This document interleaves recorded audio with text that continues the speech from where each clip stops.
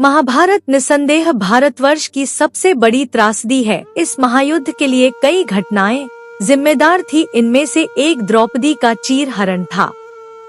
महाभारत में घुद क्रीड़ा के समय युधिष्ठिर ने द्रौपदी को दांव पर लगाया और दुर्योधन की ओर से मामा शकुनी ने वह दांव जीत लिया और पांडव उस घुद क्रीड़ा में द्रौपदी को हार गए। दुर्योधन के आदेश पर दुशासन द्रौपदी को बालों से पकड़कर घसीटते हुए हस्तिनापुर की गुरु राज्यसभा में लाया। दुर्योधन ने दुशासन से कहा कि हे दुशासन, द्रौपदी को मैंने जुए में जीत लिया है, इसलिए अब यह हमारी दासी है। इसे घसीटते हुए ले आओ और मेरी जांग पर बैठा दो। जब भरी गुरु राज्य सभा में द्रौपदी का अपमान हो रहा था, तब भीष्म, पितामह द्रोणाचार्य और विदुर जैसे न्यायकर्ता और महान लोग भी बैठे थे, लेकिन वह सिर्फ मुंह झुकाए और मौन थे। सभा में बैठे विकर्ण ने द्रौपदी के अपमान का विरोध किया, जिस पर अंगराज ने कहा है, गुरु वंश के पुत्र देवताओं ने यह आदेश दिया है कि स्त्री का केवल एक ही पति होना चाहिए, लेकिन इस द्रौपदी के कई पति हैं, इसलिए यह निश्चित है कि यह एक वेश्या है। मेरा विचार है कि उसे एक ही वस्त्र में, यहाँ तक कि नग्न अवस्था में भी सभा में ले जाने पर कोई पाप नहीं है।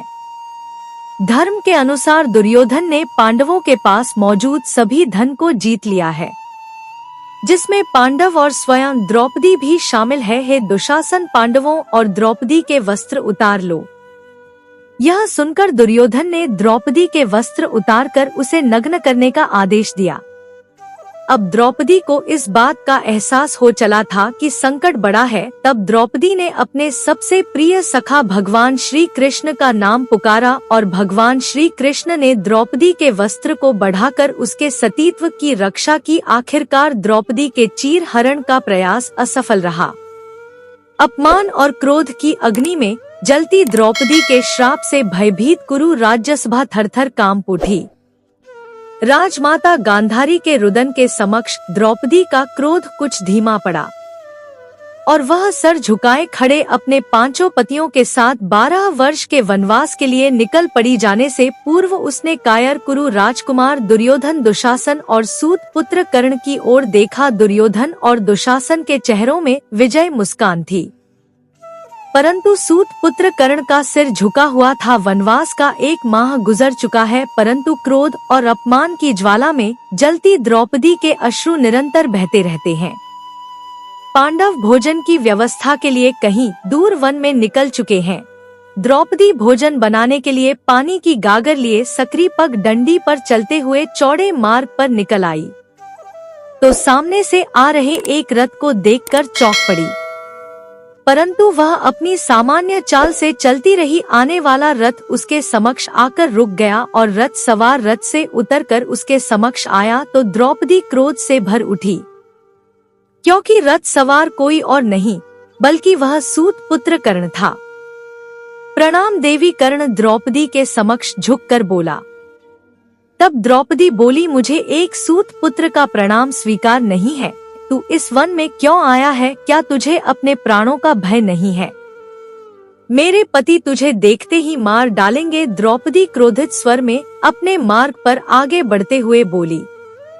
उसे मार्ग पर खड़े होकर उस सूत पुत्र से किसी प्रकार का वार्तालाप करना स्वीकार नहीं था। तब कर्ण बोला, देवी, मैं किसी प्रकार का युद्ध करने नहीं आया हूँ। मैं तो एक नारी के प्रति बोले गए अपने अपशब्दों से शर्मिंदा हूँ और आपसे क्षमा मांगने इस वन में आया हूँ। द्रौपदी बोली, मूर्ख है तू, क्या तुझे नहीं पता है कि सबसे गंभीर घाव तो शब्दों के ही होते हैं? मैं तेरे शब्दों से घायल हूँ। सूत पुत्र, तू क्षमा के योग्य नहीं है। बिना कर्ण की ओर देखे द्रौपदी अपने मार्ग पर आगे बढ़ती रही। तब कर्ण बोला, देवी, मैं पश्चाताप की अग्नि में जल रहा हूँ। जिस जीवा ने आपको अपशब्द कहे हैं उसे काटकर आपके चरणों में रख देना चाहता हूँ। कर्ण विकल स्वर में बोला। तब द्रौपदी बोली, मुझे वेश्या कहने वाले पापी, मुझे तेरी जीवा की आवश्यकता नहीं है, मुझे तेरे प्राणों की आवश्यकता है। काट अपना शीश और रख दे इस मार्ग पर, ताकि मैं उसे ठोकर मारकर इस मार्ग से परे कर सकूं। तुझ सूत पुत्र का रक्त और शीश इस मार्ग को अपवित्र ही करेगा। द्रौपदी ने एक पल रुककर कहा और पुनः अपने मार्ग पर आगे बढ़ चली।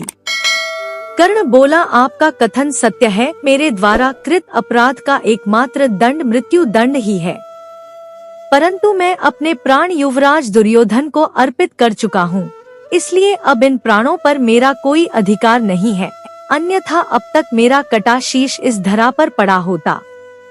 कर्ण शांत शब्दों में बोला। तब द्रौपदी बोली, सूत पुत्र कर्ण, तू कुलीन लोगों में रहकर उनके कायरता पूर्ण शब्द किंतु परंतु अन्यथा भी बोलने सीख गया है। यह क्षमा मांगने का ढोंग अब बंद कर और यही ठहर जा, मैं तुझे क्षमा नहीं करूंगी। यदि युद्ध हुआ तो मेरा पति अर्जुन तेरा शीश काटकर इस धरा पर गिरा देगा, और यदि युद्ध न हुआ तो तेरा तो मैं जानती नहीं, लेकिन एक दिन मैं क्रोध और अपमान में लेकर मर जाऊंगी। द्रौपदी क्रोधित स्वर में बोली और मार्ग में निराश कर्ण को खड़ा छोड़कर अपने मार्ग पर आगे बढ़ गई।